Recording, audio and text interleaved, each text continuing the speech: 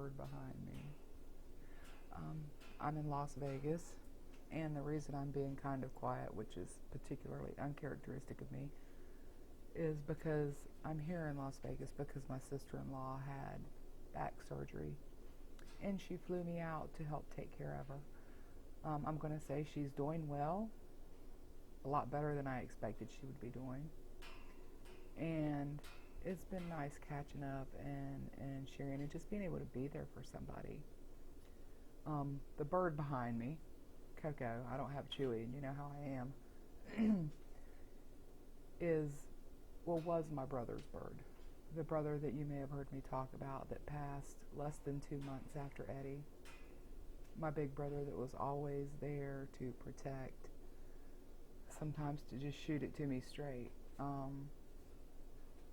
So there's been a lot of sharing memories, and also there have been some very interesting messages and energies coming through.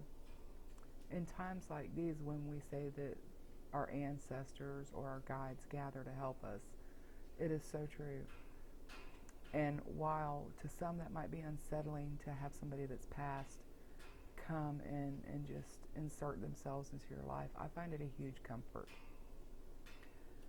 So things have been really crazy lately, haven't they? There's all this fear about the coronavirus going around. There's all this fear about the war that's happening, fear about economies. And I just want to say, we all think that we've got it so bad, but I guarantee that there are others out there that really have it probably a lot harder than you do. And I'm not taking away from what you have going on. What I'm saying is, don't feel alone, and know that each path is different and each path has its purpose. Learn lessons from the things that you become embroiled in. One thing that really has been brought to mind is the law of attraction in all this. Okay, the law of attraction states that what you send out is what comes back. So if you're sending out all of this fear and focusing your attention on the hype from this virus going around, then you are pulling yourself more into alignment to be infected, to be experiencing that. I've said it 1,000 times. Your frequency helps to determine your experience. So while the same thing could be happening to you and the person next door, because you have a high awareness, a high frequency, you're going to experience that same event differently. And that's not hopes, that's just the way it is. There are universal laws that can't be changed. We've just lived in this physical bubble for so long that we don't understand it, and we don't understand what it really is to have control over our existence. It's not about measuring your success or progress, comparing it to another. It's about feeling within to yourself and your own energy and seeing if it's where it's supposed to be. Me coming here, of course, you know what it did me to leave Chewy behind. It's been a little difficult. And I've got to say, being in this big city here in Las Vegas has been really difficult too. I've really had a hard time grounding because there's no ground. It's all asphalt and concrete. My lower chakras have been all fouled up. I finally got smart enough to do a chakra meditation. Found a wonderful store after I fought the traffic to get there, and it's called The Realms Within. And I've got to say, when I walked into that store, I felt immediate relief. So all these things do affect each other. Start doing your kind of like your triage of yourself when you feel this. It just doesn't feel right. See, I've got the lack of nature. I didn't realize how scarce it was going to be here. Even finding a park to go to, and even more, it just brought home how much it affects me not to have that. I had to take notice of what was going on around me and say, okay, what do I need to do? What's going on right now, and what do I need to do? So these are things that you need to keep in mind. Not have a fear about it. Have a fear of, what am I to do? Speak to your higher aspects, your higher consciousness, your guides, your angels, God, whatever it is that you believe in that holds you close to what we perceive as progress, because you're moving forward. If you go through an experience and you say there's a lesson in it, then go through that lesson. If it's something that you've brought on yourself, please forgive yourself. And don't shut those out that love you. Not everybody wants to say, I told you so. Not everybody judges you. Because again, we go back to the law of attraction. If you're going to judge other people, guess what's happening behind your back? You're being judged, and probably harshly. So I did want to talk about the law of attraction a little bit, because this is, thoughts are creation. When you think about something over and over and over, and then especially if you speak about it, it's like you're putting out a beacon or a call to the universe to bring this to me. You have got to change your thought patterns. You've got to start stating, this virus is not going to come into my body. I'm not allowing it. It's not allowed. And then be done with it. Don't sit there and focus on it. Focus instead on your picture of health. Those things will bring you peace too. And you've really got to give yourself a break.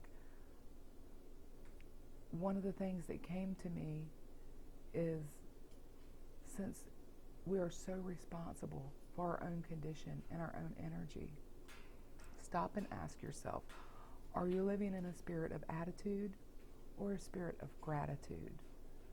I see people that have so much. And maybe not, millionaires, billionaires, but they have so much. And they remain in a state of victimization. That's not helping you. Because what you're doing is, see, that's a comfortable spot, so you're remaining in that energy. You can come above that. Start every day. Make a list of specific things. What do I have that I can be grateful for? What have I learned from the trials that I've navigated? What do I want to create for myself? And what can I help create for another? Acts of kindness. It only takes a minute. It might take effort. This put me way out of my comfort zone coming out here. But to be able to do something for my sister-in-law, for somebody who I've known my whole life pretty much. I think it's hard for me. What is she going through? I mean, she had, let me tell you, it looks like a medieval torture wound. So as much as it's putting me out of my element, what is she going through? I mean, she needed the help. Isn't she doing the hard part? For me, what I found out is that I took things for granted. My hawk every day that greets me, I don't have that here. And that was a huge catalyst for me every day to get, rolling on my spiritual work. And I've been so embroiled in the physical. Here I am in this city with this dense energy. There's no nature around that I can access easily. So what I didn't do was ramp up the other techniques and tools that I have available, the alternative tools and techniques that I have available. And I fussed at everybody else about grounding, and I've been forgotten.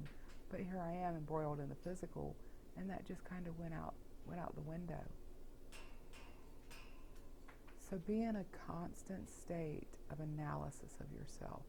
And you can do that from a higher frequency, a higher perspective. Talk to that part of yourself every day. It's there. You can access it.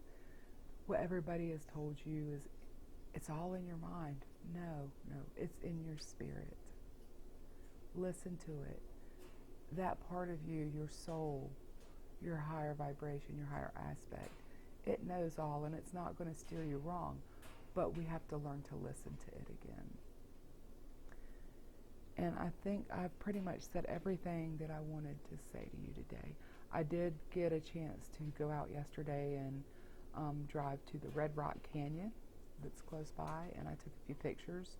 I might put something together on that. It hasn't really been a sightseeing journey, but I do like to share these things because it's nice to share our world. RJ of RJ Inspire does such a beautiful job of doing that and showing how people really truly react to people of different cultures and ethnicities.